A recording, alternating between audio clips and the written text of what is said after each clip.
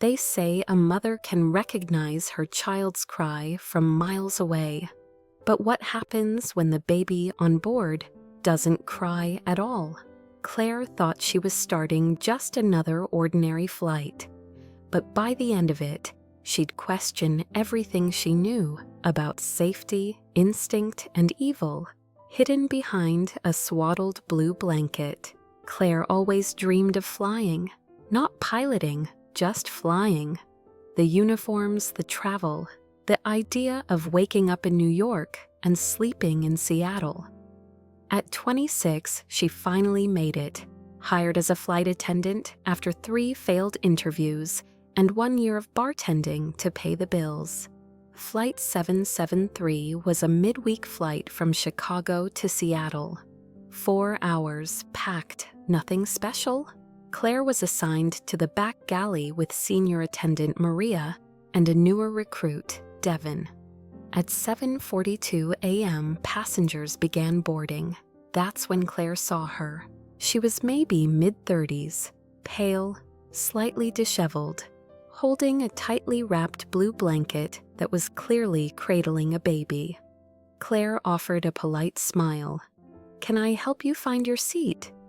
The woman didn't speak. She didn't smile. She just stared and walked past without showing her boarding pass. Claire blinked. Maybe the gate checked her in. The woman took a seat near the back, 23F, by the window. No fuss, no baggage. The baby was small, covered entirely. No visible limbs, no movement, no sounds. Claire pushed down her unease. Takeoff went smoothly. Drink service started.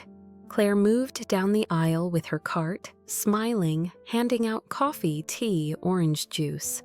When she reached seat number F23, she asked gently, "Would you like anything to drink?" The woman shook her head slowly. Still no words. Claire peered slightly at the bundle. No movement. Still nothing. "Cute little one," Claire said softly, trying to be warm. "How old?" No response, just a slight tightening of the woman's grip on the blanket. The interaction was brief, but Claire couldn't shake the chill that crawled up her spine. Later, while collecting trash, Claire looked back at 23F, still, unmoving, the woman now staring out the window. Claire leaned over to Devin at the back galley. "That woman in 23F, have you heard the baby cry at all?" Devin raised an eyebrow. "There's a baby?" Claire nodded. "Swaddled so tight it looks, I don't know." Maria overheard. "Could be a sleeping angel. I had twins that slept through an entire New York to Paris once." Claire laughed nervously. "Maybe." But something was wrong. She felt it. Instinct. Claire finally walked up to Maria. "Can we check her boarding pass?" Maria, always calm but firm, nodded. "I'll go with you," she said. They approached 23F. Claire stood back, letting Maria take the lead. "Ma'am," Maria said gently, "for security purposes, may I see your boarding pass?" The woman froze. Then slowly she looked up. There was fear in her eyes. Not surprise, not confusion, fear. She reached into her coat. Her hands shook. Then she stopped. "I lost it," she whispered. Her voice was hoarse, flat. Maria's expression didn't change. "Do you remember your gate number?"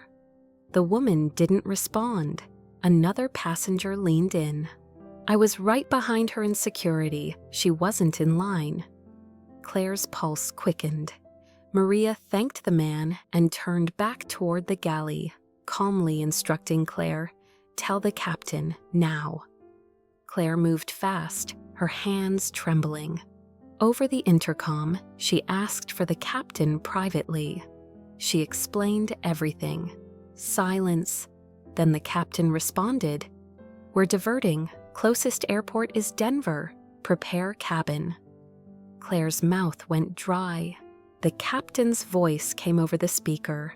"Ladies and gentlemen, We'll be making an emergency landing in Denver due to a passenger-related concern. Please remain calm and seated." There was some murmuring, some tension, but the woman in 23F didn't move. She didn't even blink. As the plane descended, Claire stood near the jump seat, watching her.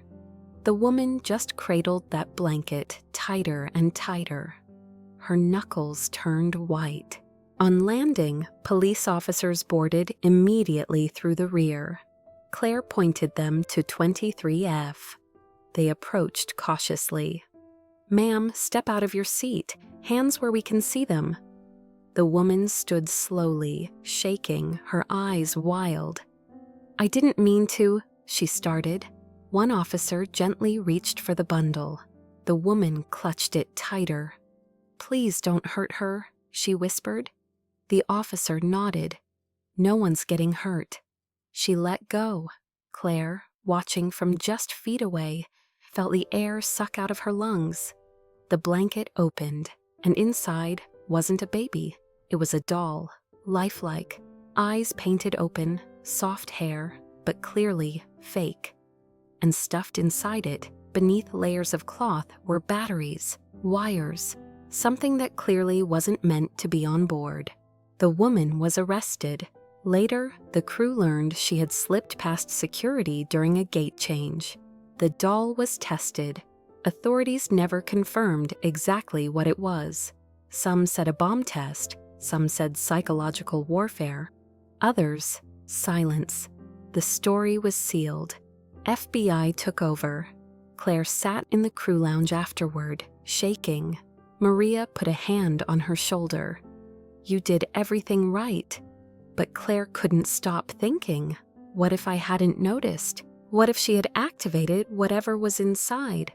What if the baby had cried? Would I have even looked twice? Claire never flew again. She turned in her badge 2 weeks later. She now works at a small library in Oregon. But every time she hears a baby cry, on a bus, in a cafe, on a street, she listens closely. Because silence is what saved her flight that day. And sometimes the scariest thing on a plane isn't turbulence or even a bomb threat. It's the quiet that hides everything.